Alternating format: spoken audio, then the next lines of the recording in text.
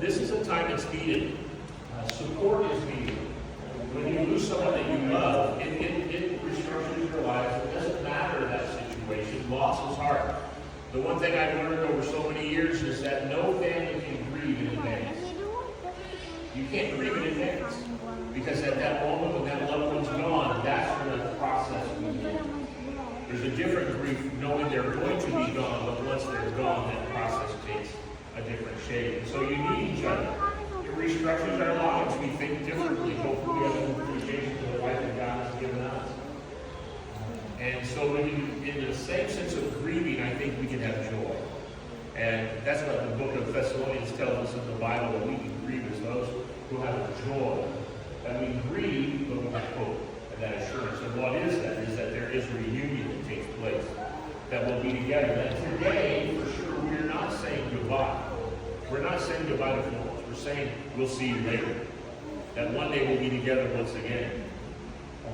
It is interesting that in every service over the years that I have been able to officiate, I get a couple of things. One, there's always a memorial float, as you have.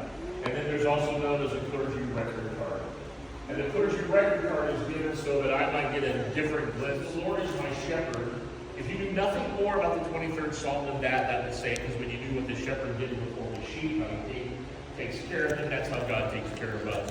That's how God takes care of Florence. He says, the Lord is my shepherd, I shall lack nothing. He makes me lie down in green pastures, and he leads me beside quiet, still waters. He restores my soul. He leads me in the paths of righteousness for his name's sake. And even though I walk through the very valley of the shadow of death, I will fear no evil, for you are with me. Your rod and your staff, they comfort me. You prepare a table before me in the presence of my enemies. You anoint my head with oil, my cup overflows. Surely your goodness and love will follow me all the days of my life, and I will dwell in the house of the Lord forever.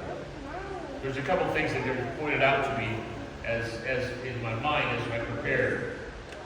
I heard how she liked to go camping, and I heard about Ponderosa and different places in the trip and all that. I thought that as it starts, that God leads us in those times, those getaway times, the precious waters, the quiet waters, the green pastures. But he makes a promise to us today, for us here. He says, even though I walk through the very valley of the shadow of death, I will fear no evil, for you are with me, your rod and your staff, they comfort. And today we, no place we represent the shadow of death like this place. We are living in the shadow of death. But he says he's with us even here. Even here, he's dwelling with us. He says, your rod and your staff, they comfort. And so within that